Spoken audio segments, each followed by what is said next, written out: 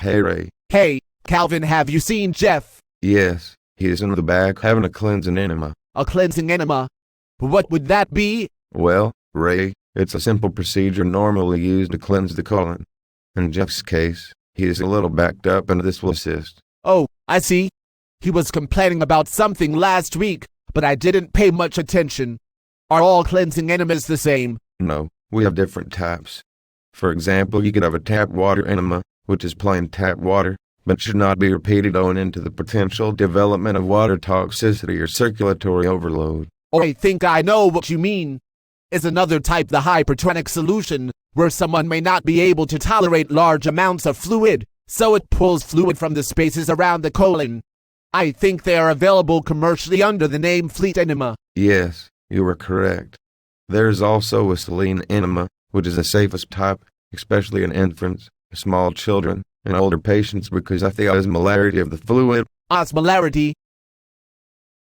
Does that mean that the fluid volume is the same size as the small spaces in the colon called interstitial space? Yes.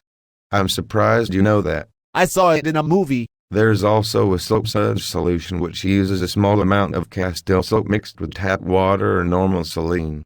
The bad part about this kind though is that although it helps greatly with vacation, it has the possibility of irritating the bowel. Wow, Calvin, that's amazing. There's more.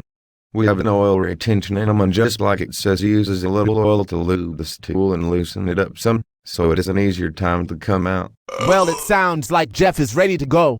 It was a great educational talk. Yep, catch you later. And don't forget the story about Joe. Joe? Yes, Joe. Well, Ray, Joe was in the hospital and it was time for lunch.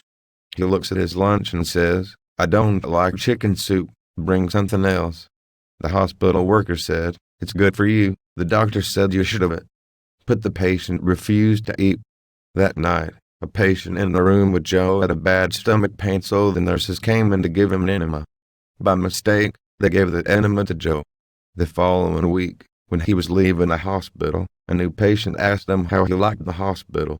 He told him, "Well, the hospital itself is pretty good, but they're very strict about their food. Here's a good tip. When they bring up chicken soup, you better eat it, or else they'll come back in the middle of the night and shove it up your butt." Ha ha ha. Bye, Calvin.